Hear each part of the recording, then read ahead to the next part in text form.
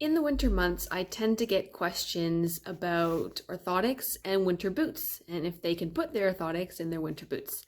The short answer is yes, if they fit.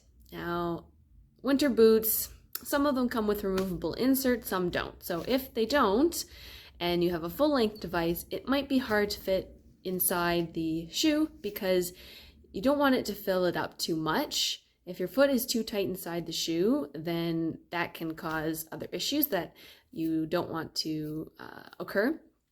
You can also use a half-length over-the-counter insert if you, as an additional orthotic, if you'd like to put that in your winter boot, especially if you're not wearing that boot as often. An over-the-counter insert might be all you need. If you find a boot with a removable insert, that's the easiest. Then you can take it out and then put your orthotic inside the boot.